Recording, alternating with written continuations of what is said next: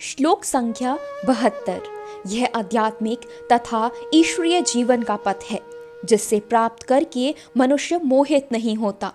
यदि कोई जीवन के अंतिम समय में भी इस तरह स्थित हो तो वह भागवत धाम में प्रवेश कर सकता है। तात्पर्य, मनुष्य कृष्ण भावनामृत या दिव्य जीवन को एक क्षण में प्राप्त कर सकता है और हो सकता है कि उसे लाखों जन्मों के बाद भी ना प्राप्त हो। यह तो सत्य को समझने और स्वीकार करने की बात है।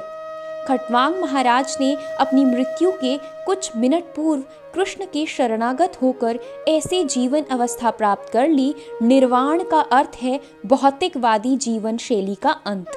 बौद्ध दर्शन के अनुसार इस भौतिक जीवन के पूर्ण होने पर केवल शून्य शेष रहता है, किंतु भागवत गीता की शिक्षा इससे भिन्न है।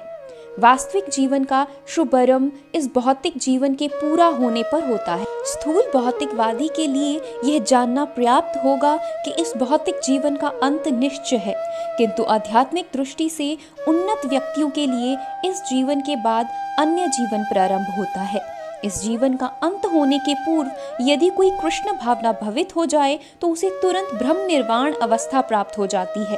भागवतम तथा भागवत्य भक्ति के बीच कोई अंतर नहीं है, क्योंकि दोनों चरम पद हैं।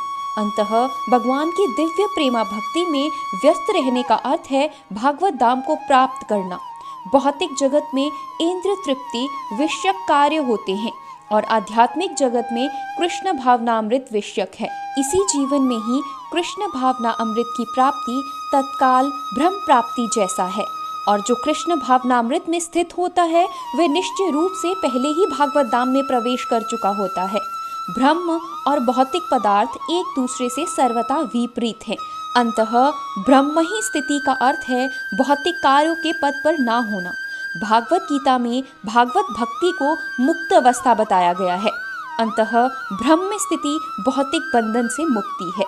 श्रील भक्ति विनोद ठाकुर ने भागवत गीता के इस द्वितीय अध्याय को संपूर्ण ग्रंथ के प्रतिपाद्य विषय के रूप में संक्षिप्त किया है।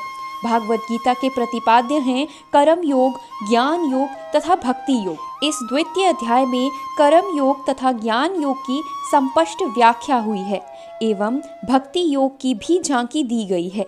इसी प्रकार श्रीमद् भागवत गीता के द्वितीय अध्याय गीता का सार का भक्ति वेदांत तात्पर्य पूर्ण हुआ। हरे कृष्णा।